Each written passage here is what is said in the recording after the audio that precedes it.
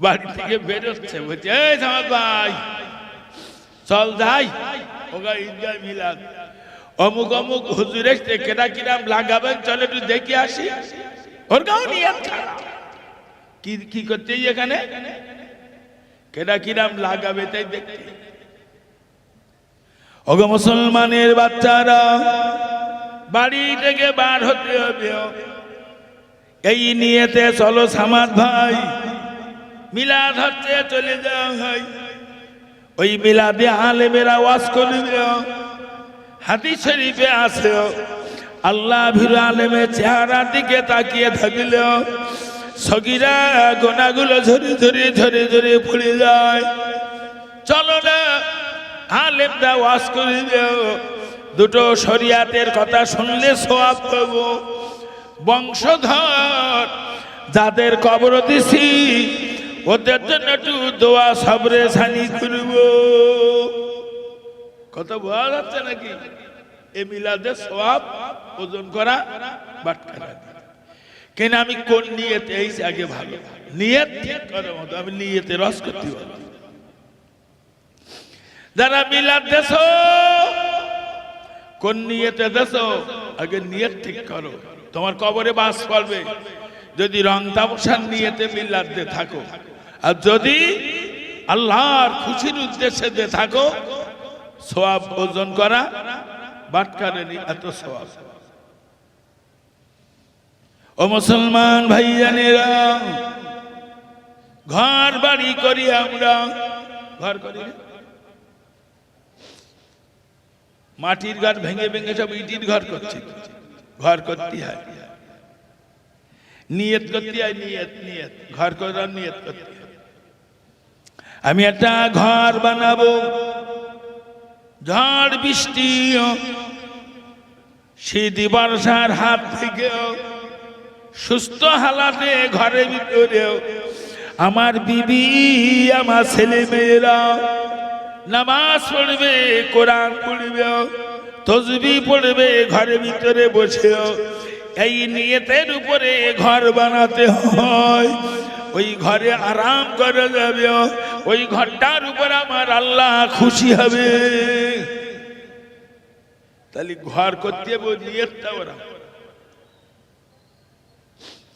মাদ্রাসায় সব ছেলে পিলে ভর্তি করতে নিয়ে যায়, তা গার্জেনদের জিজ্ঞেস করে মাদ্রাসায় এনেছেন কেন? কি এই মাঠে লোকে ছাগলের গোজ উবড়ে উবড়ে দেয় এই জন্য ভর্তি করতে এনেছেন?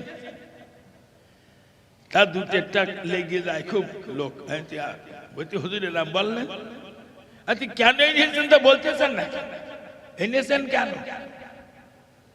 কোন নিয়তে? বাড়ি শুধু দুষ্টুমি করে তাই নিয়তটা কি? তা বলে হুজুর না আলেম তৈরি করার জন্য। আলহামদুলিল্লাহ, নিয়ত ভালো, যাও। আমি যতই ওর পড়াই ও ভালো আলেম হবে না। হাদিসই বলেছে বন্দুকের গুলি মিস হয়, মা বাপের দোয়া মিস হয় না। বাড়ি যাও, তোমার স্বামী স্ত্রী দুজন এই বাচ্চাটার জন্য অন্তর খুলে দোয়া চাওয়া। আল্লাহ তোমাদের দোয়ায় আলেম বানাবে, আমি শুধু হেল্লা, আমার যোগ্যতা নেই। ওরে আলেম তৈরি করতে গেলি তোমার কাছে দুজনের দোয়া লাগবে। যাও, নিয়ত ভালো, নিয়তে রস করতে বলো।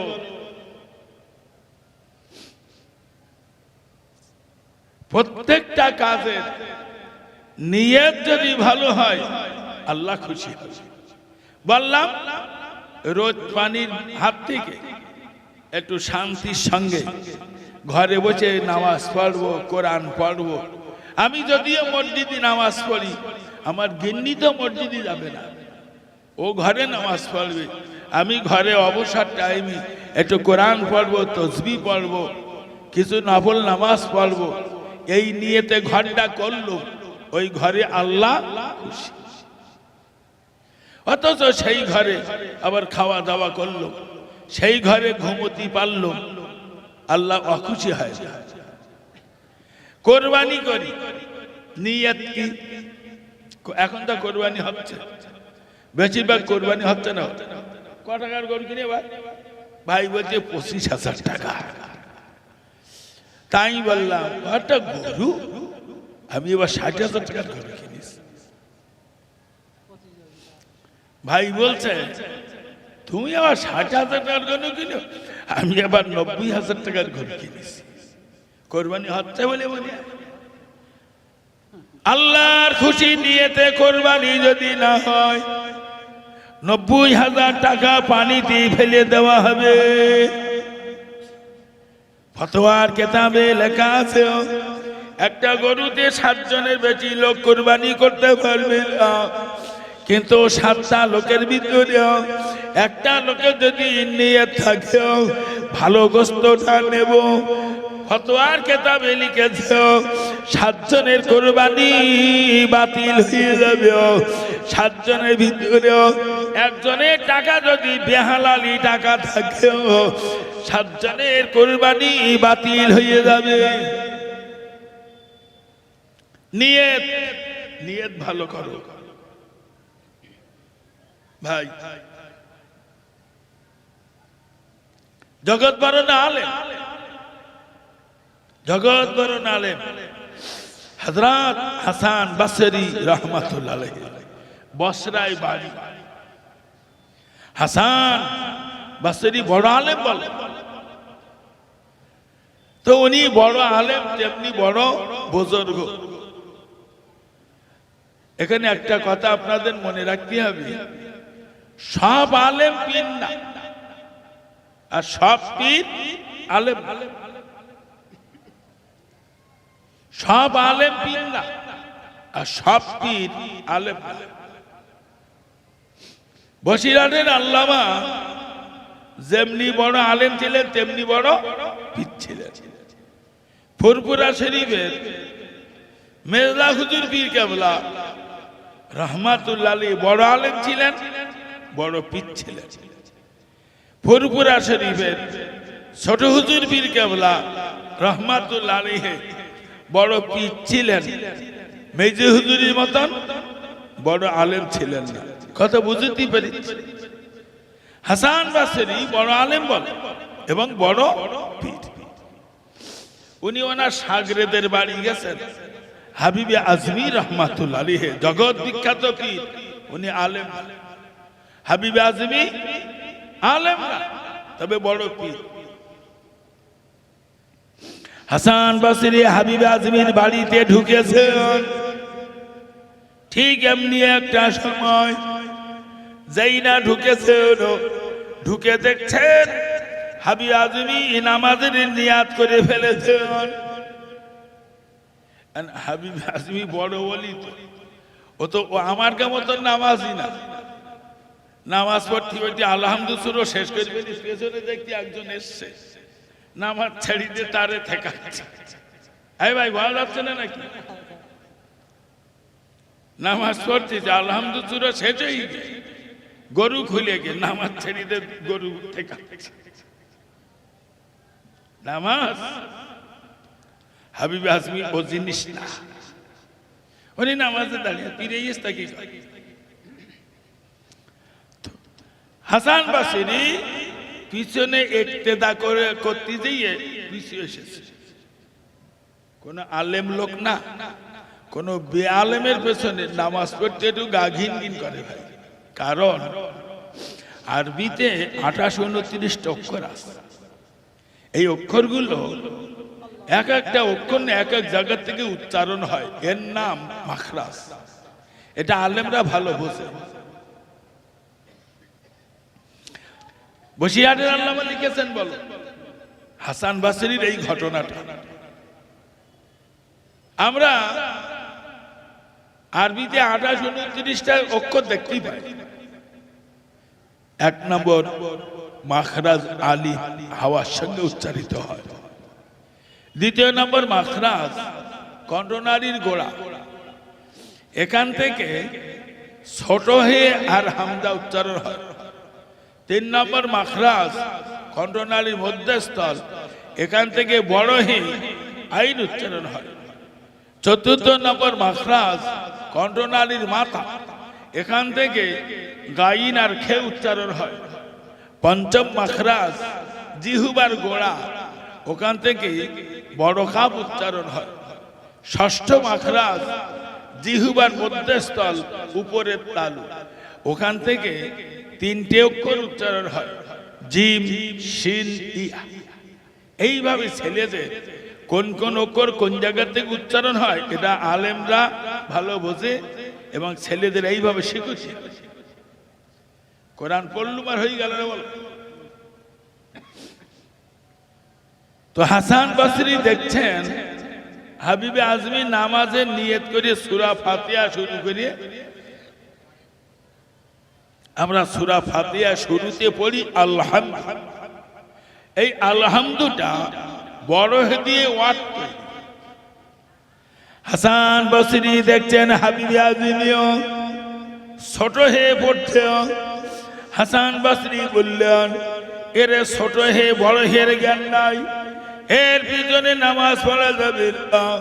হাসান বসরি একা একা নামাজ পড়িয়ে শিষ্যের কাছে যে দরকার ছিল দরকার মিটিয়ে বাড়ি চলে গেলেন। গভীর রাত হাসান বসরি তাহাজ্জুদের নামাজ পড়ে আল্লাহর ওলি ঘুমিয়ে গেছেন। গভীর রাত হাসান বসরি ঘুমিয়ার ভিতরে আমার আল্লাহ পাকের সঙ্গে হাসান বসরির দিদার হয়ে গেছে। সুবহানাল্লাহ। অনেক নবী ওলিদের সঙ্গে আল্লাহর সাক্ষাৎ হয়ে যাচ্ছে, তবে আমার আল্লাহকে না কেউ চর্মচোখে দেখেননি, আল্লাহকে দেখেছেন স্বপ্নের ভিতরে। হাসান বসরি কত বড় ওলি, আল্লাহর সঙ্গে তার দিদার হয়ে গেছে।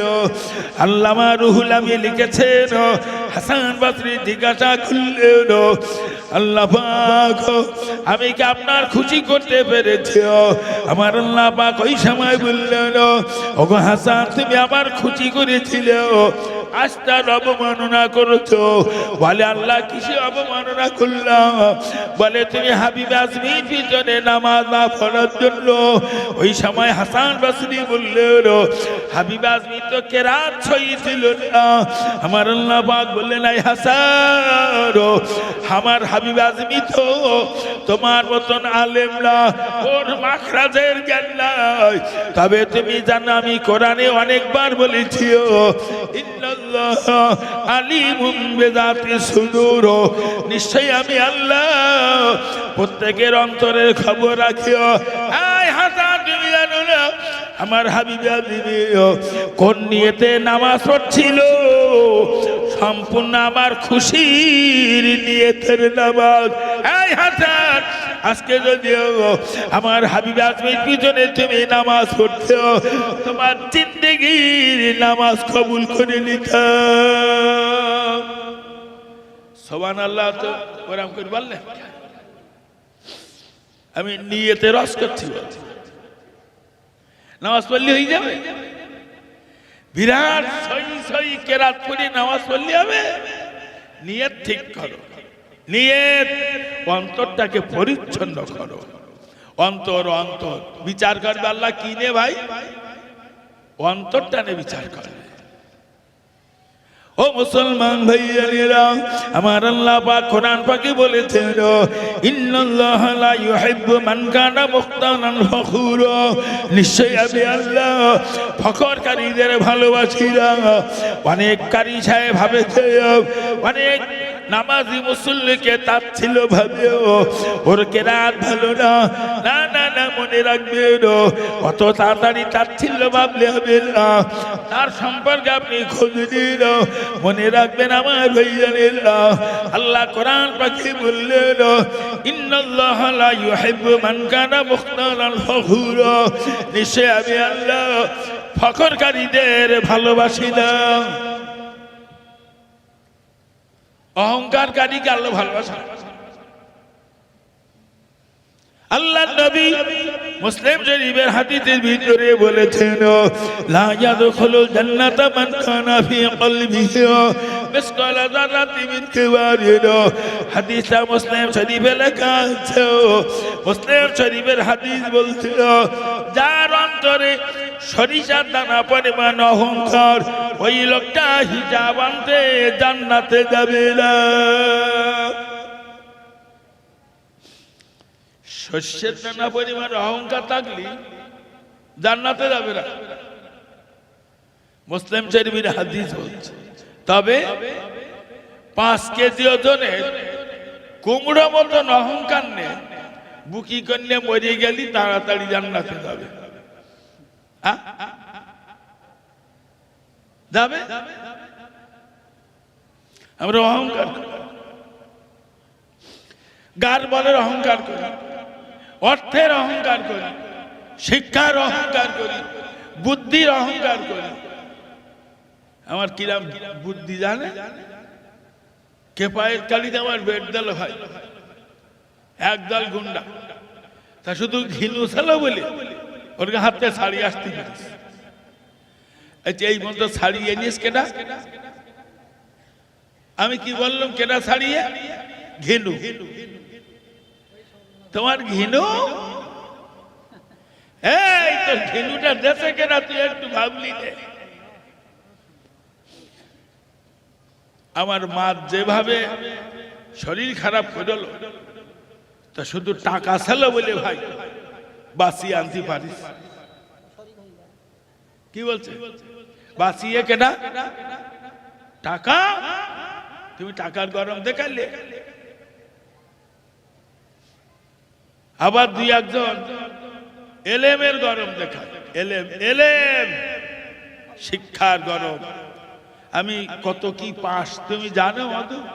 এলো কি পাস? আমি অনেক কিছু পাস, ঘোড়ার কচু পাস। তো হুজুর বড় পীর আব্দুল কাদের জিলানী রাহমাতুল্লাহ আলাইহি আমার ভাইয়েরা কোরআনের এই আয়াত নিয়ে ব্যাখ্যা করেছেন, ইন্নাল্লাহা লা ইউহিব্বু মান কানা মুখতালান ফখুরা। এই আয়াতটাকে নিয়ে বড় পীর আব্দুল কাদের জিলানী হুজুর আমার ব্যাখ্যা করতে করতে বলেছেন, ও আলেম সাহেব, তুমি একজন আলেম, আমি একজন আলেম। ওই আলেমটার দিকে তুমি এই চিন্তায় দেখো, ওই লোকটা আলেম, আমি আলেম। উনি এমন একটা কিতাব পড়েছেন যে কিতাবটা হয়তো আমার পড়া হয়নি, কিংবা উনি এমন একটা আমলে আছেন যে আমলটার উপরে আমার আল্লাহ বেশি খুশি। আমি যে আমলটার উপরে আছি আমার আল্লাহ পাক কতটা খুশি না, ওই আলেমটা চেয়ে আমি নগণ্য। বড় পীর লিখেছেন, তোমার সামনে একজন বয়স্ক লোক এসেছে, বয়স্ক লোকটাকে দেখে তুমি মনে মনে ভাবো ওই লোকটার বয়স বেশি, ওই লোকটা জীবনে ইবাদত বেশি করেছে, আমার বয়স কম, আমার জীবনে ইবাদত কম হয়েছে, ওই লোকটা চেয়ে আমি নগণ্য।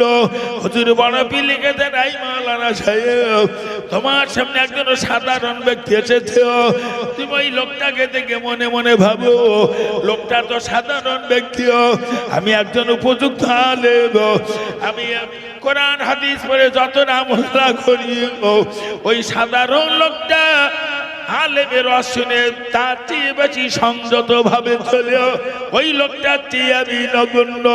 হুজুর বড় পীর লিখেছেন, তোমার সামনে একটা কম বয়সে লোক এসেছে, ওই লোকটাকে দেখে তুমি মনে মনে ভাবো ওই লোকটার বয়স কম, আমার বয়স বেশি। বয়স বেশি মানে আমার দ্বারা পাপের কাজ বেশি হয়েছে, ওই ছেলেটার বয়স কম মানে ওর দ্বারা পাপের কাজ কম হয়েছে, ওই ছেলেটার চেয়ে আমি নগণ্য। বোঝা যাচ্ছে কি বলতেছি? বড় পীর যা বুঝিয়েছেন তাতে বোঝা যাচ্ছে এখানে যত লোক আছে সকলের চেয়ে আমি নগণ্য। এই চিন্তা চেতনা যার মাথায় নেই তার ভিতরে অহংকার আছে। অহংকার করে যাবে না।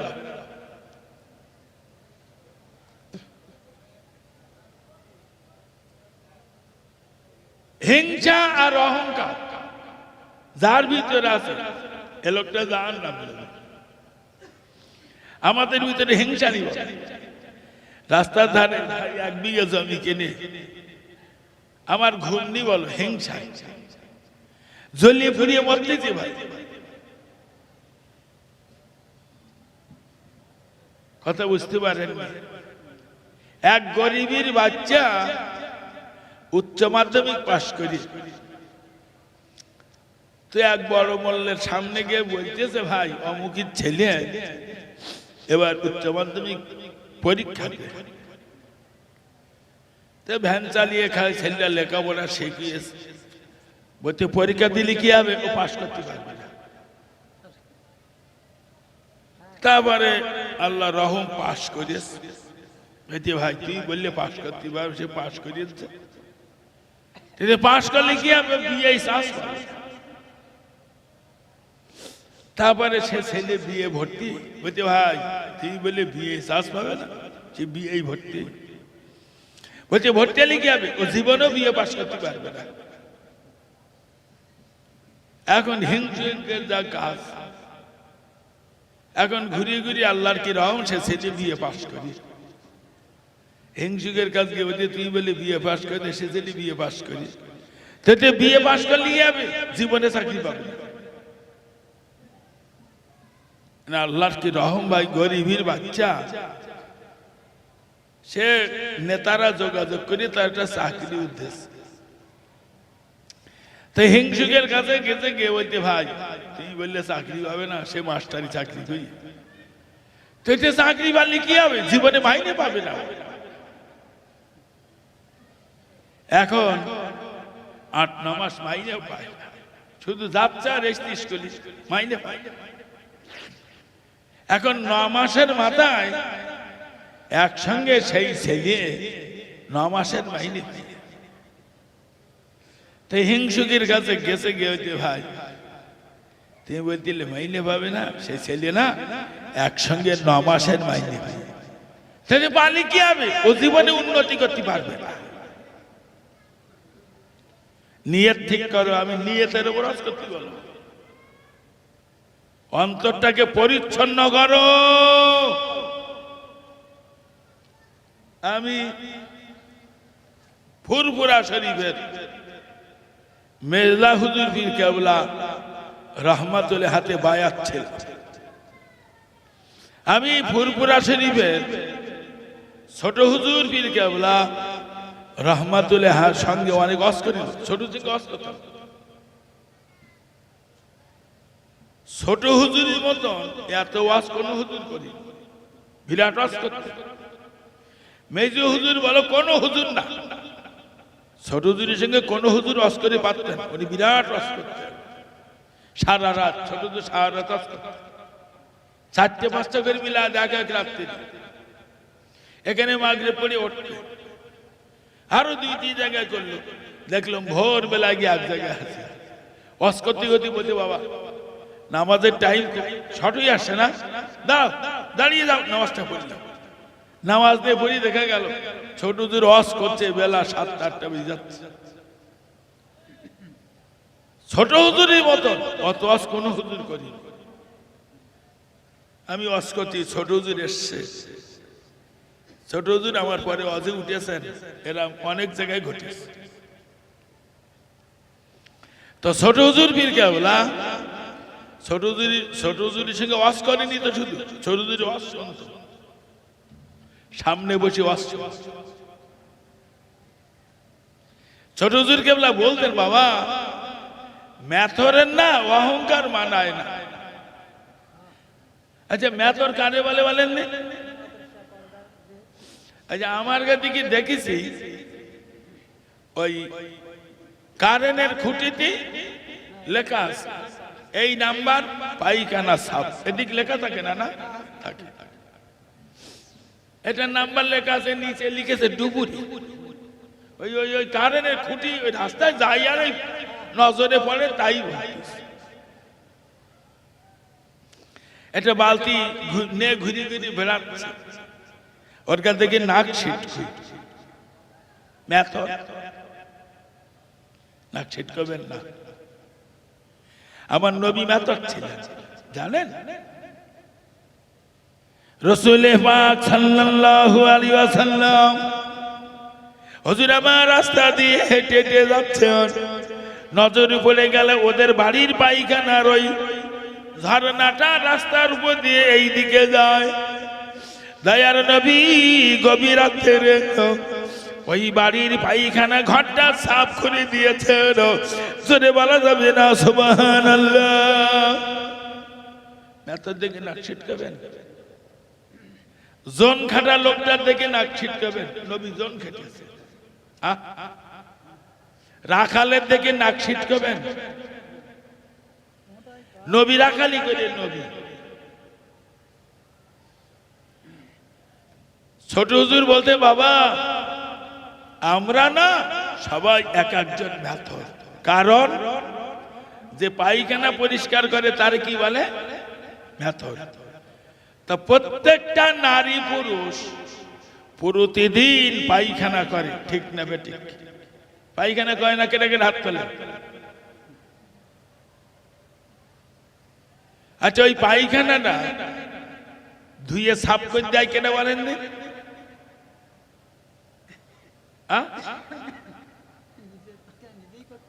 নিজের পায়খানা নিজে ধুয়ে সাফ। তাই মুখ্যমন্ত্রী ধোয় না, বলো? হ্যাঁ, ও পায়খানা করে বসে থেকে একজনকে ধুয়ে দেয় না? প্রধানমন্ত্রী সারা ভারতের প্রধানমন্ত্রী, ও তো বিরাট সম্মান। ও পায়খানা করে বসে থেকে একজনকে ধুয়ে দেয়? নিজেই ধোয়। তাহলে তুমি তো রোজ দুবার তিনবার করে পায়খানা করে নিজে ধরছ, তুমি একজন মেথর। এই নারী, এই পুরুষ, যত লেখাপড়া শেখো, যত টাকার মালিক তুমি হও, তুমি নিজে হাতে পায়খানা প্রতিদিন পরিষ্কার করো। তুমি একজন মেথর, তুমি একজন মেথর। তোমার ভিতরে অহংকার থাকা উচিত না। অহংকারকারীদের আল্লাহ জাহান্নামে পাঠাবে। হাদিস এসেছে, যারা অহংকার করে কিয়ামতের দিন আল্লাহ এদের হাসরে ফেরাতে তুলবে পিঁপড়ের মতন, ছোট ছোট করে। পিঁপড়ে এদিক পিঁপড়ে আছে, পিঁপড়ে পাততলায় থাকে না, হেঁটে হেঁটে যায়, কত পাততলায় পড়ে। যারা অহংকার করে কিয়ামতের দিন এদের পিঁপড়ের মতন করে তৈরি করে তুলবে, এত ছোট, লোকে শুধু দোবাবে। অহংকার করিলে আজকে তোমার দোবাবে। ও মুসলমান ভাইয়ানেরা, খুব মাথা ঠান্ডা করে শুনুন, অহংকার করে যাবে না। না, অন্তরের ভিতরে এক চুল পরিমাণ অহংকার আমার বাজা ঢুকানো যাবে না। আল্লামা রুহুল আমিন এ দেশের শ্রেষ্ঠতম আলেম হুজুর আল্লামা তাসাউফ তত্ত্ব কিতাবে লিখেছেন, কেউ যদি সালামের অপেক্ষায় থাকে তাহলে বুঝতে হবে ওর ভিতরে অহংকার আছে। আমি একটা বড় হুজুর, মাইকি বলে দিলে ভাই বড় হুজুর অস্কর উঠে, কিন্তু আমি যদি আপনাদের সালাম করি তাহলে এটা বেমানান হয়। তাই একটু অপেক্ষা করছে, একটু সালাম দেন, অপেক্ষা করছে। আল্লামা হুজুর কি লিখেছেন? যে লোকটা সালামের অপেক্ষায় থাকে ওর ভিতরে অহংকার আছে। বড় হুজুর, আচ্ছা যে যত বড় হুজুর হোক, নবীর চেয়ে বড় হুজুর কার কার বলা যাবে? কি বলতেছে? আজকে 40 বছর ধরে হাদিস পড়াচ্ছে, ও বড় হুজুর না? নবীর চেয়ে বড় হুজুর কারু বলা যায়? আল্লাহ নবী যেদিন নবুয়াত পেয়েছেন, নবীর বয়স সেই দিনই 40 বছর। নবী 40 বছর বয়সে নবুয়াত পেলেন। এই 40 বছর বয়সে নবী কলেমার দাওয়াত দিচ্ছিলেন। নবীর হাতে হাতে কলেমা পড়েছে মক্কার অনেক বয়স্ক মানুষেরা 80 বছরের বৃদ্ধটা নবীর হাতে হাতে কলেমা পড়েছে 70 বছরের বুড়োটা নবীর হাতে হাতে কলেমা পড়েছে 40 বছরের ছেলেটা নবীর হাতে হাতে কলেমা পড়েছে 25 বছরের যুবকটা নবীর হাতে কলেমা পড়েছে 17 বছরের যুবকটা নবীর হাতে হাতে কলেমা পড়েছে মক্কা বা মদিনার অনেক শিক্ষিত বুদ্ধিজীবীরা নবীর হাতে কলেমা পড়েছে না না না মক্কা মদিনার অনেক অশিক্ষিত মানুষেরা নবীর হাতে হাতে কলেমা পড়েছে নবীর সব সাহাবী আলেম ছিলেন না ও মুসলমানেরা খবর ঠান্ডা মাথায় বুঝুন যে বাজারা আমার নবীর হাতে হাতে কলেমা পড়েছে শিক্ষিত অশিক্ষিত কম বয়সের লোক বেশি বয়সের লোক আল্লাহ নবী ছোট বড় শিক্ষিত অশিক্ষিত দেখতেন না নবীর সামনে যাকে নবী পেতেন আমার নবী আগে আগে সালাম দিতেন। তুমি বড় হুজুর তুমি বসে রয়েছ একটু সালাম করুক আমার ইয়াকুব নাকি বড় হুজুর জাহান্নামে যাবা জাহান্নামে যাবা সালামের জন্য বসে রইল একটু সালাম নেবা তাই সালাম দেওয়া শেখো কেনা বড় কেনা ছোট দেখতে সালাম দিতে হয় শ্বশুর জামাইরই সালাম দিতেন নবী জামাই না হযরত আলী নবী যেদিন কলেমা পড়াচ্ছিলেন হযরত আলী রাদিয়াল্লাহু তাআলা ওই দিন আলীর বয়স 17 বছর নবীর বয়স 40 বছর হযরত আলী রাদিয়াল্লাহু তাআলা আমার ভাইয়া তো বয়স কম আমার নবী আলীর আগে আগে আগে আগে আমার নবী সালাম দিতেন শ্বশুর জামাই সালাম দিচ্ছে আর আমার জামাই আমার সালাম দিতে রাজি না বলা যাচ্ছে নাকি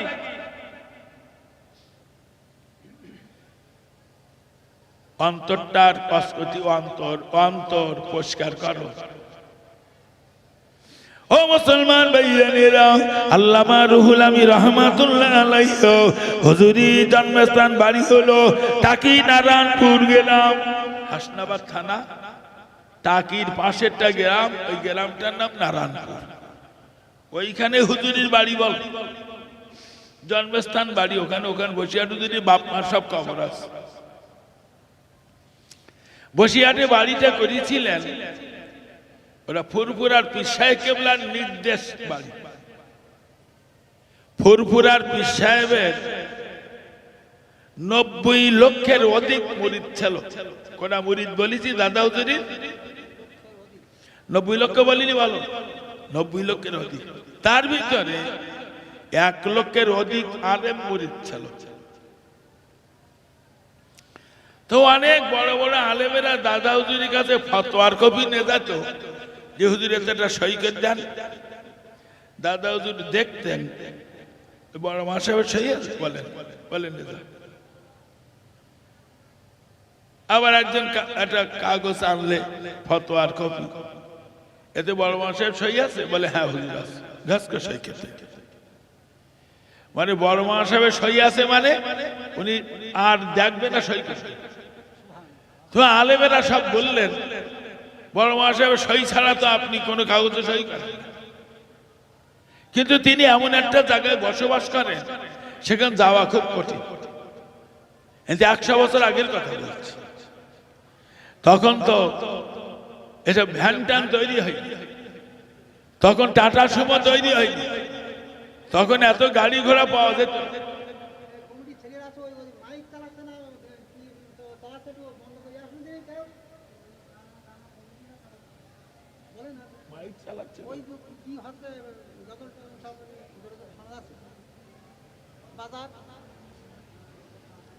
ছেলেরা যাও না, কি চলছে বন্ধ করে আসো।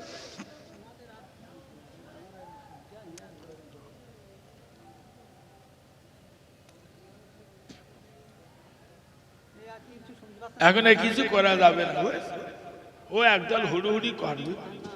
অন্তত মা এই কি ইয়েটা বন্ধ করো, করা যাবে না মানে সবার তাহলে বন্ধ করতে বলি বলি আর পারি। ওদিক কি হচ্ছে? ও এক অন্ধ পয়সা না, তাও বন্ধ করতে পারবো, বন্ধ করতে সব সব তারা গিয়ে আমার ভালো লাগে। হ্যাঁ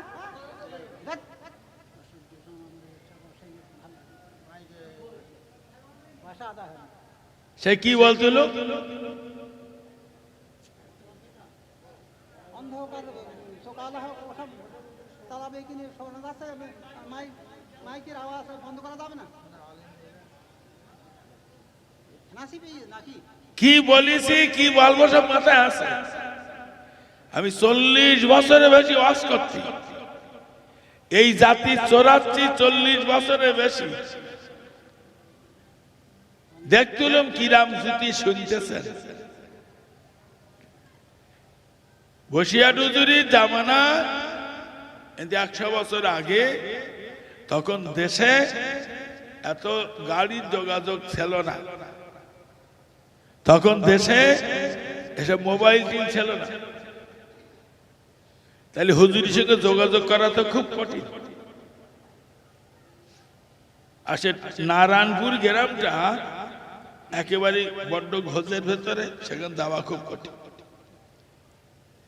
তাই দাদা হুজুর আল্লামা রুহুল আমিনকে বললেন যে সমস্ত আলেমেরা আমার কাছে দাবি করছে আপনি বসিরহাটে টাউনে অন্তত বাড়ি করুন, আলেমরা আপনার সঙ্গে যোগাযোগ করতে পারছে না। তাই আল্লামা হুজুর এই বাড়িটা করেছিলেন দাদা পীরের নির্দেশ। তো আল্লামা রুহুল আমিন ওয়াজ করিয়ে ট্রেনে হাসনাবাদে নেমে টাকির উপরে হেঁটে হেঁটে বাড়ি যাচ্ছে, নারায়ণপুরি বাড়ি যাচ্ছে, হেঁটে হেঁটে যাচ্ছে। সব ভ্যান ট্যান জন্মায়। তো টাকি জমিদার বাবুদের ছেলেরা আল্লামা রুহুল আমিনের সঙ্গে একসঙ্গে পড়াশোনা করেছিলেন। ওইসব ছেলেরা বসিরহাট মাওলানা পাস করার পরে কলেজে পড়েছিলেন, উচ্চ মাধ্যমিক বিএ এমএ পড়েছিলেন। তো টাকি জমিদারদের ছেলেরা যে মিশনে পড়তো, আল্লামা হুজুর সেই মিশনে পড়তো। বলে রুহুল আমিন একই সঙ্গে তো মিশনে পড়াশোনা করলাম, ইংলিশ মিডিয়াম কলেজে। আচ্ছা এই মুসলিম কম তোমার বড় মাওলানা বলে কেন বলো দিন? আরো তো মাওলানা নেই। তা আল্লামা রুহুল আমিন জবাব দিচ্ছে টাকি জমিদারদের ছেলেদের, এই দেখেন আমরা নামাজ পড়ি দেখেছেন? বলে হ্যাঁ। বলে এই নামাজের নিয়মটা না সাধারণের চেয়ে একটু বুঝি।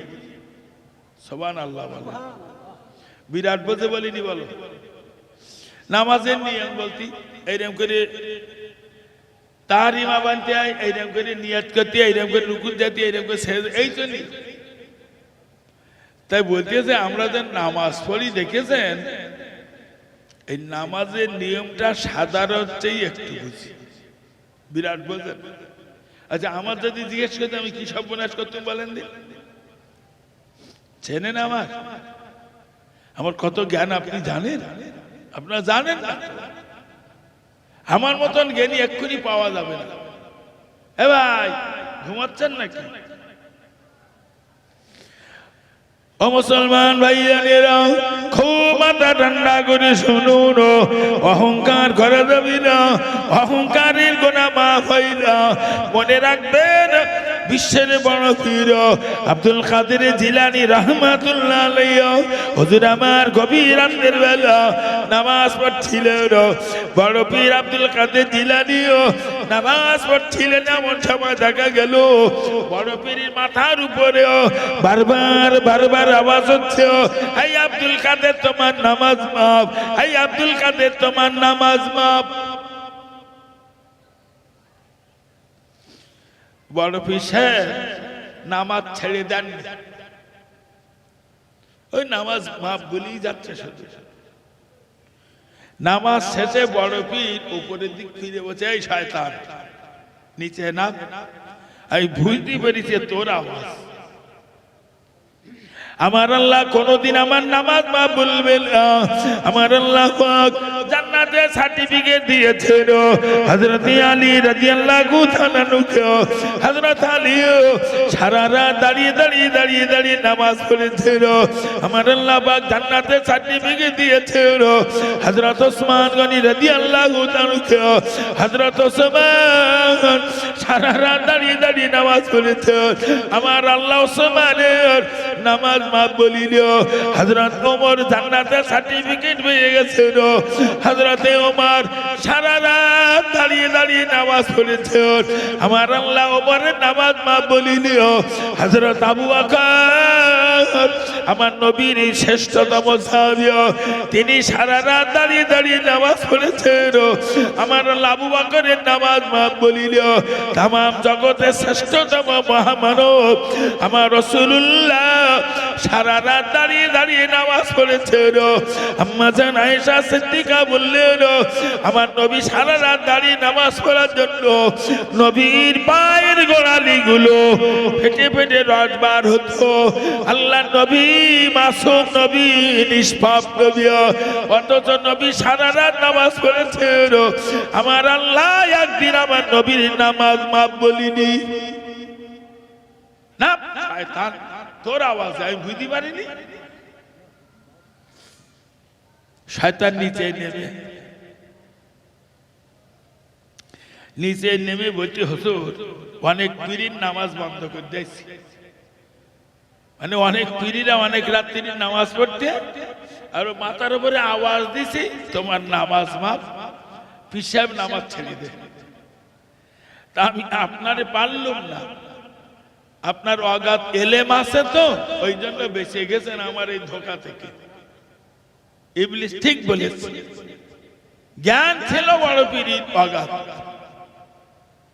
ইবলিস কথাটা ঠিকই বলেছে যে আল্লাহ আপনার অগাধ জ্ঞান দেশে বলে আমার ধোঁকা থেকে বেঁচে গেছে। বড় পীর সাহেবের একটু চেক করে দেখছেন সামান্য এলেমের একটু গরম দেখায় কিনা।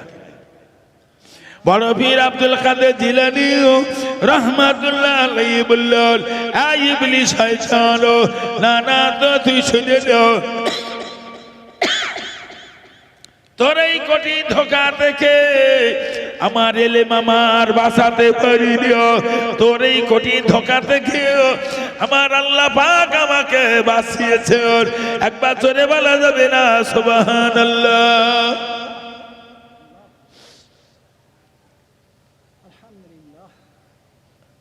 আমি বহু জমি জায়গা কিনেছি ভাই, প্রায় 2-300 বিঘে জমি কিনেছি।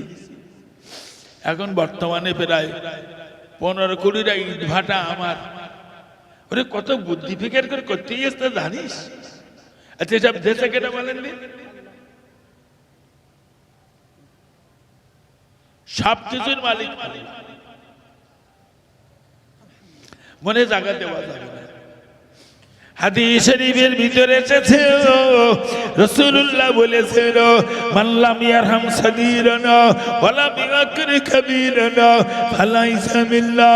হুজুর বলছেন, যে লোকটা বড়দের সম্মান করে না, ছোটদের ভালোবাসা দেয় না, যারা বড়দের সম্মান করে না, ছোটদের ভালোবাসা দেয় না, নবী বললেন এরা আমার উম্মত ভুক্ত না। हम सब जानते हैं, हम सब समझते हैं ये चिंता इबलिस है। অন্তরে রস করি যাতে সমাজের অন্তর পরিষ্কার করো। হযরত মাওলানা বদুর রহমান দুর্গাপুরী রহমাতুল্লাহ আলাইহি বহুত বড় হাক্কানি আলেম বলো দুর্গাপুরী। দুর্গাপুরীর মতন অত বড় হাক্কানি আলেম এদেশে কেউ ছিল না। বহুত বড় আলেম আবার হাক্কানি। আল্লাহ ছাড়া জীবনে কারুর উপরে ভরসা করে কথা বলতেন না। তো দুর্গাপুরী মিলাদ করে খোলা পথা এসে নেমেছে সকালবেলা, আর 4-5 জনকে ধরে। সেদিন আপনি আমাদের ওখানে গেলেন, বললেন মসজিদ ভেঙে ফেলে দাও, প্রথম ইটিটাকে আমি দেব, তাই এসছে। মানে তখনকার জামানায় মসজিদ তো সব মাটির মসজিদ ছিল। তা বলি যে মসজিদের দেওয়াল ফেটে গেছে, মসজিদে ভেঙে ফেলে দাও, আমার কাছে যেই করে আমি ইটির টাকা দেওয়ার বলেছে। আর ওরাও গিয়ে ধরে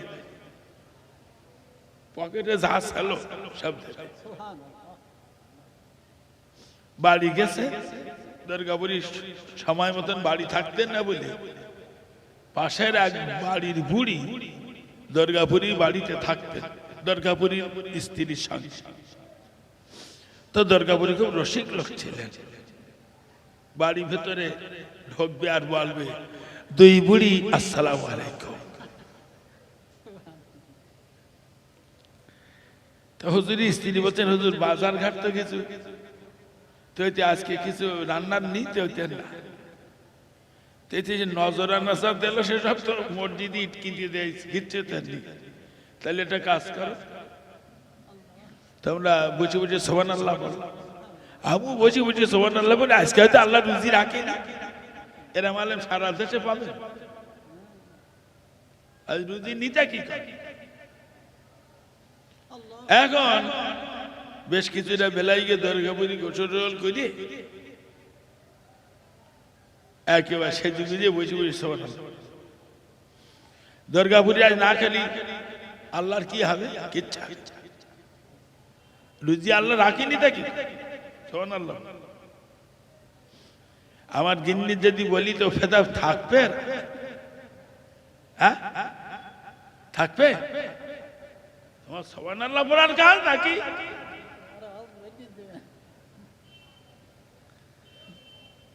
কিছুক্ষণ বাদে একটা যুবক ছেলে এসছে দুর্গাপুরী গিয়ে বলছে, দুর্গাপুরীর বাড়ি কোনটা হুজুর? আমি দুর্গাপুরী। তা সালাম মুসাফা করে বলছে, আমার আব্বা অমুক লোক, আপনার 100 টাকা পথ খরচ পাঠিয়েছে, আর ওই এটা তারিখ চেয়ে তারিখ। তা দুর্গাপুরী একটা তারিখ দিয়ে লিখে নিয়ে 100 টাকা নেছে।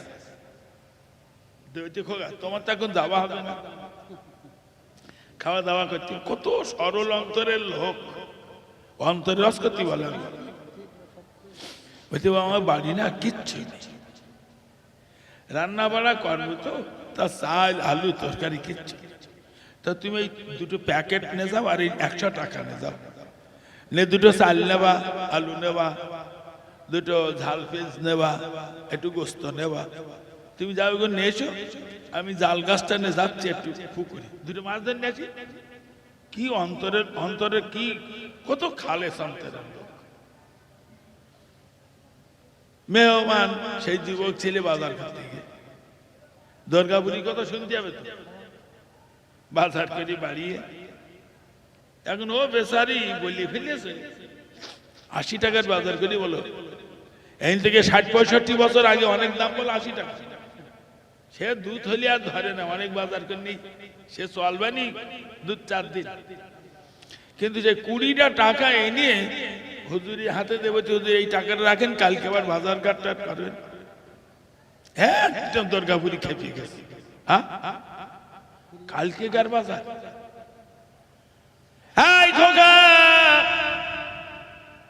গাছে ডালে পাখিগুলো সারা রাত না খেয়ে আল্লাহ আল্লাহ করি, কাল সকালবেলা কি খাবি ও চিন্তা ওর না, ও চিন্তা আমার আল্লাহ। বাবা তোমার ঈমান এত দুর্বল, কালকে গার বাজারের জন্য টাকা ফিরিয়ে নিয়ে এসেছো, চলে যাও টাকা না নিয়ে বাজারে চলে যাও। 20টা টাকার আপেল লেবু ফল কিনে নিয়ে চলে এসো, কালকিগার বিচার আমার আল্লাহ পাক করিবেন। আমি এত সময় ধরে শুধু অন্তরে রস করি বলো তো হুজুর দুর্গাপুরী না কাউকে বায়াত করতেন না। ওনার কাছে কেউ যদি বায়াত হতে যেতেন উনি বলতেন যাও সুফি সাহেবের কাছে, সুফি ফজলুল করিম রহমাতুল্লাহ আলাইহির কাছে পাঠিয়ে দিতেন। বসিয়া দুজনেই পরে মানুষ সব দুর্গাপুরীর কাছে বায়াত হতে গেলেন, বলে সুফি সাহেবের কাছে যাও, সুফি ফজলুল করিম বহুত বড় বুজুর্গ, এত বড় আধ্যাত্মিক আলী সুফি ফজলুল করিম, সামনে গেলি বুক কেঁপতো, মানুষের বুক কেঁপতো। আজকে ভোর দিন আমি 15টা বিড়ি খাইলাম ভাই, সুফি সাহেবের সামনে গেলি বলি। আর দুপুর বেলা এই ভাইয়ের কাছ থেকে 5000 সুদির টাকা গুনে নিলাম, সামনে গেলি বলি। আজকে মসজিদে 500 টাকা দান করিলাম, সুফি সাহেবের সামনে গেলি বলি। বিকেল বেলা 15 মিনিট একটু ক্যারাম বোর্ড খেলা করিলাম, সুফি সাহেবের সামনে গেলি বলি। আজকে বিকেল বেলা একজনের বইয়ের হাত ধরে তুই আর কি করিলাম, সুফি সাহেবের সামনে গেলি বলি। এ ভাই বলা যাচ্ছে কি পীর, সাংঘাতিক পীর সুফি ফজলুল করিম। এখন সুফি সাহেবের কাছে উনি পাঠিয়ে দিন, সুফি সাহেবের কাছে বায়াত হয়। দুর্গাপুরী বায়াত করতেন না। এক মাওলানা সাহেব দুর্গাপুরীর কাছে গেছে, হুজুর আমার একটু বায়াত করেন। তা দুর্গাপুরী বলতে আমি পিটির না খোকা, ওই সুফি সাহেবের কাছে, সুফি সাহেবের কাছে বায়াত হয়। এখন সুফি সাহেবের কাছে গেছে গিয়ে বায়াত হয়। 1 বছর পরে দুর্গাপুরীর কাছে বললাম হুজুর আপনি একটু বায়াত করেন, সুফি সাহেবের কাছে পাঠালেন। আমি এই 1 বছর বায়াত হয়েছে আমি কিচ্ছু বুঝতে পারছি না। দুর্গাপুরী বলতে কিচ্ছু হচ্ছে না, তোমার কিছু বুঝতে চাইছে না। বলতে যাও খোলাপোতা থেকে বসিরহাট পর্যন্ত রাস্তার 2 ধারে যা পায়খানা আছে, ওই পায়খানা গুলো 2 হাত দিয়ে তুলে তুলে দূরে মাঠে ফেলে দিলি তোমার কলম দাঁড়িয়ে যাবে। কোন কথার কোন জবাব। এখান থেকে 30-40 বছর আগে আমরা দেখেছি রাস্তার 2 ধারে শুধু পায়খানা। এসব পেশাব পায়খানা ঘর এত ছিল না দেশে। এখন তো ঘর করার আগে পায়খানা ঘর করতে, এখন সব বাড়ি বাড়ি পাকা পায়খানা। এখান থেকে 50 বছর আগে পড়েছিল না, আমি দেখি 2-1 জনের বাড়ি ওই বাসনার বেড়া, হ্যাঁ তাও 2-4টা লোকের সব বাড়ি ওই হলদি বাগানে বাঁশ বাগানে রাস্তার ধারে সব পায়খানা। হেঁটু সমান কাদা রাস্তায়, দেখো 2 ধারে যদি পায়খানা। তো বসিরহাট থেকে খোলাপোতা এই রাস্তাটা অত ওসব বাড়ি ঘর ছিল, যে আপনারা এখন যতটা বাড়ি দেখছেন অতটা বাড়ি ছিল না, সব পাকা ছিল। আর ওই 2 ধারে ধারে পায়খানা আর গাধা। হুজুর দুর্গাপুরী বললেন ওই পায়খানা গুলো 2 হাত দিয়ে তুলে তুলে দূরে ফেলে দিলি তোমার কলম দাঁড়িয়ে যাবে। তার মানে বোঝা গেল ওই মাওলানা সাহেবের ভিতরে এত অহংকার, ও সুফি সাহেবের দাম দেয়। বোঝা গেছে? এত সময় ধরে আমি আপনাদের বুঝিয়েছি অহংকার দেহ থেকে পরিচ্ছন্ন করুন, মন অন্তরটাকে পরিষ্কার। আমি একটা কি তুই হেরা, তুই কি তুই একটু ভালো মন্দ খাস, তোর পায়খানা তো বেশি গ্যাস। তুই তো রোজ 2-3 বার করে পায়খানা করিস, তুই নিজে হাতে তুই একটা ম্যাথ, তুই কি হেরা। অহংকার করা যাবে না, হিংসা করা যাবে না, ও আমার ভাইজানেরা, অহংকার করে যাবে না, মনে রাখবেন টাকার গরম যদি আপনি দেখান, কারুনির মতন টাকা কারুর ছিল না। কারুনির ঘরে কতটা টাকা ছিল কারুন জানতো না। কত টাকা ছিল? একটা উট, কত ক্ষমতাশালী একটা উট, কয়েক বস্তা মারলে উট চলতে পারে। তো কারুনির ওই লোহার বাক্স ভর্তি সব টাকা, ওই লোহার বাক্সর চাবিবতী, শুধু চাবিবতী 70টা উট লেগবে। তাহলে চাবি কতটা ছিল, তালা কতটা ছিল বলা যাবে? আর টাকা কি টাকা বলেন দিন, সব সোনার টাকা। কত হাজার আনেন চেষ্টা বলা যাবে না, কত হাজার লোহার সিন্ধুক বলা যাবে না, শুধু চাবিবতী 70টা উট লাগতো। এত সোনার টাকা কারুনির আল্লাহ দিল, কারণ টাকা জাকাত দিতে রাজি হলো না। আমার আল্লাহ পাক সব সোনার টাকাগুলো কাকর বানিয়ে দিয়েছে। আর খোলে আর ডাকে সব কাকর।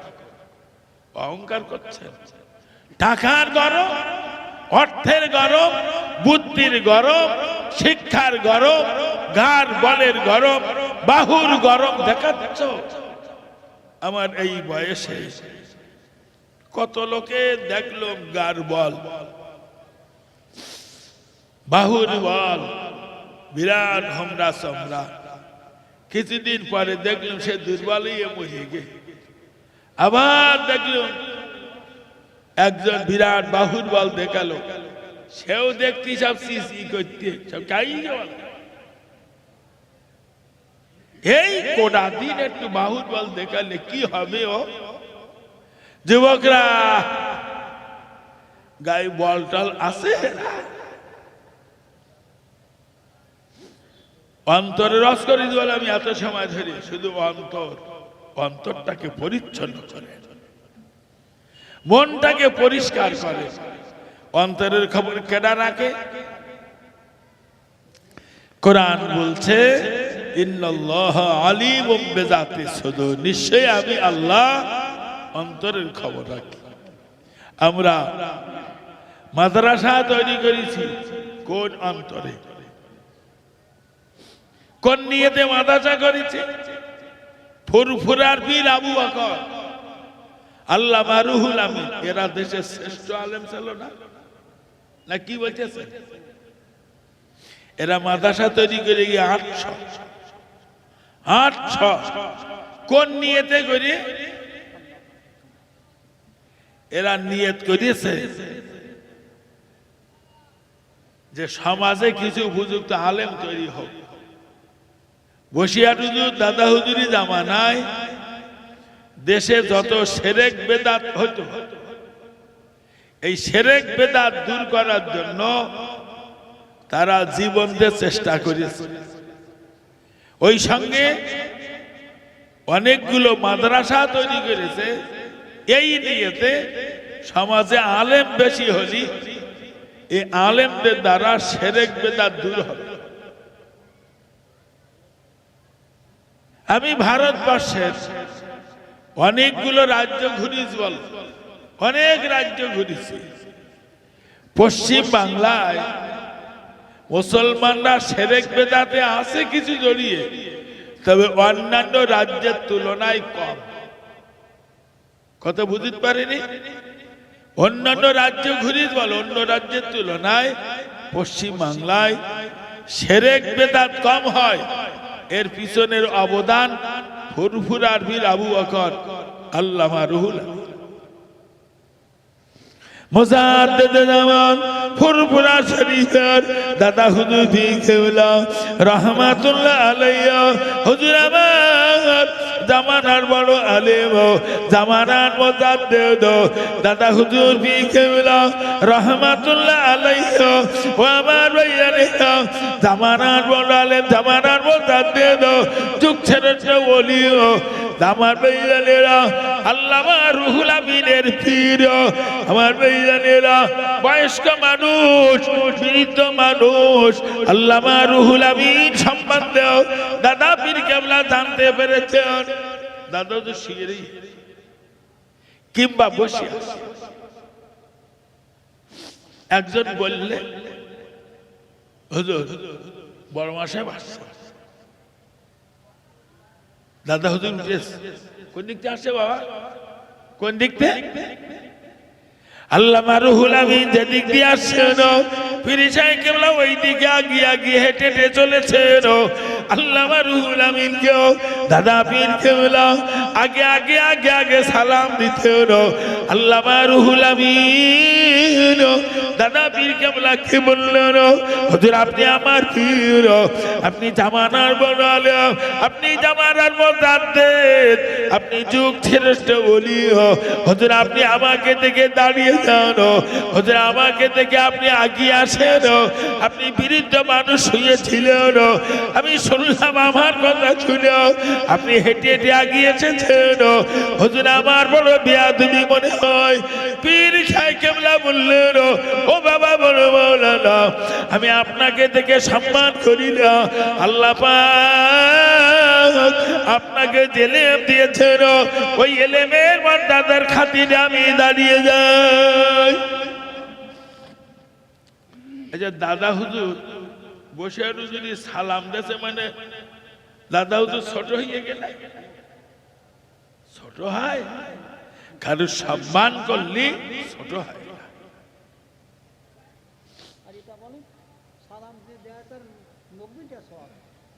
ভাই আমি বাজারে কালেকশন করছি বাজারে সঙ্গে 8-10টা মাদ্রাসার ছেলে আছে তা আমি কাউকে শাড়ি নেওয়াল আদায়ের ব্যাপারে সবাই এখন ওই এটা ফকির এটা বাসন নিয়ে ওই টাকা তোলে ওই যেরকম তুলছে ওইরকম টাকা তোলে তা আমি ফকিরদার কাছে গিয়ে বলতি ফকির সাহেব মাদ্রাসায় কিছু পয়সা দেবা তা বলতে হুজুর 10 টাকা নেবেন তো 10 টাকা দেন ছেলেরা বলছে আপনি কি মানুষ হুজুর এই ফকিরের কাছে 10 টাকা নিলেন দেখো ও ভোরদিন ধরে যা দায় করেছে ভালো পয়সা তো ওর কাছে 10 টাকা নিছি মানে ওরে মাদ্রাসা শরীক করে নিছি নিয়ত কি নিয়ত সেই নিয়তের অর্থ চলতে বলো এখন আমি ওই পাকা রাস্তার উপরে শুধু ওই ঘুরি এই ভাই পয়সা দাও এই ভাই পয়সা দাও এনে করে ঘুরি আর টাকা চাই এ আমার কাজ 10-15 দিন অন্তর একদিন একটু বাজারে যাবো করে ছেলে নে ঘন্টা খানিক এনে পাক খাবো 4-5 হাজার টাকা বাড়ে আর আবার কিছু লোক হুজুর টাকা নিতে দেয় আবার 2-1 ডেকে টাকা দেয় একজনে বলছে ভাই টাকা দাও ও আমার দিক ঘাড় ঘুরিয়ে বলতেছে চুলকুনি মারি এত ছেলে রেসকে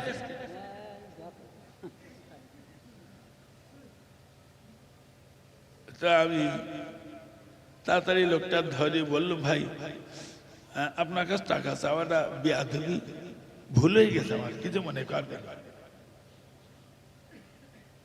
এখন ওই ছেলেগুলো আমার উপরে এটা রোকারুকি করছে হুজুর মান সম্মান ক্ষতি করা কথাবার্তা মানতে পারছে কি মনে করেছেন আপনি বাড়ি চালিয়ে দেবো বলো আজ দেখো আচ্ছা মান সম্মান থাকলে তো ক্ষতি পাগলের দল কোথায় মারবি না আপনার মান সম্মান ক্ষতি করে দিলেন আমার মান সম্মান থাকলে তো ক্ষতি হবে গোমরা কাউনি চল ওর যে রাম জ্ঞান সেই রাম বললি বোঝা যাচ্ছে নাকি কি করবা? অন্তরটাকে পরিষ্কার কর, পরিচ্ছন্ন। আমি একটা কিছু বেরেনে নিয়েছি, আমার মতন ইবাদত করার লোক খুব কমাস বলো। আরে কায়দা, তুই অনেক ইবাদত করে। হ্যাঁ, সকলের চেয়ে আমি নগণ্য, সবার চেয়ে আমি জঘন্য। এই অন্তরে যদি জায়গা না দাও, খোদা তোমার জাহান্নামে পাঠাবে। নবী মুসলিম শরীফের হাদিসে বলেছেন, লা ইয়াদখুলুল জান্নাতা মান কানা ফি কলবিহি মিসকালা যাররাতিন মিন কিবার। যার অন্তরে সরিষার দানা পরিমাণ অহংকার, ওই লোকটা জান্নাতে যাবে না হিসাব আছে। দুটোটা মেয়ে ছেলে বলো, বিরাট অহংকার করে। ওরে বাবা রে, অন্তর অন্তর। আমার গিন্নি ভাত খাচ্ছে ভাই, কেডারটা এসে বললে তো তিনটে ননদ এসছে। কি বলে? পান্তার বাসন টুকতে কি দেহ জ্বলে গেল, দেহ জ্বলে গেল। নিন্দে নিন্দে কি আসতে, ও তিনটে ননদ এসতে ও জ্বলে যাচ্ছে নাকি? তুমি জান্নাতে যাবা, অন্তর পরিষ্কার করো। এখন পান্তা খাচ্ছ, পান্তা নে বইয়ে ভাই, গিন্নি পান্তা নে বই। আর একজন এসে বলছে তোর দুটো বোন এসছে, ও পান্তা বাসন ঠেলিয়েছে, কান্তি কান্তি রাস্তা মুখে যাচ্ছে। কোন যাচ্ছি? দুটো বোন এসতেছে, দুটো খাওয়া দাওয়া হয়েছে কিনা তা টেনি পান্তা রেখে দিয়েছে, বলো আর খাবে না। তুমি কি হচ্ছে? এই নারী, তোমার এমন জীবন তৈরি করতে হবে, তোমার ননদেরা তোমার জন্য কেঁদে কেঁদে পাগল হয়ে যাবে, তোমার আত্মীয় স্বজনেরা তোমার জন্য কেঁদে পাগল হয়ে যাবে। কোন মানুষটার আজ খবর দিলাম, কার কাছে যে দুটো শান্তির কথা শুনতে পাবো, কার কাছে যে দুটো দুঃখের কথা বলবো। কি নিয়ামত হারিয়ে ফেলেছি নারী, তুমি কবরে যেয়ে শান্তি পাবে, আনলে তোমার কবরে আগুন জ্বলবে। মন অন্তর, নারী পুরুষ অন্তরটাকে পরিচ্ছন্ন করে। ভাই, আমার ভাইগুলোর সঙ্গে মানে আমার কোনো আলাপ বিলাপ নেই। আমার বোন বোনাই কিনা আমার ভিটে আসার হুকুম নি বল। আমার কোনো ভাগ্নি ভাগনা জীবনে ভাত পায় না। আমার ভাগ্নি কবরে গে শান্তি, তো আমি আর বাড়াবো না। বলতি না বলতি 9:30 ছাড়িয়ে গেছে। দোয়া করবেন, যা আলোচনা করি তার চেয়ে আমলটা যেন বেশি করতে পারি। এই জামাই খোঁজ খবর কিছু বলো না কেন? কোথায় গেল? আমি তো তাদের হাতামাতা পাচ্ছি না। যারা মিলাদ দেশে তারা সব আমি সামনেই দেখতে।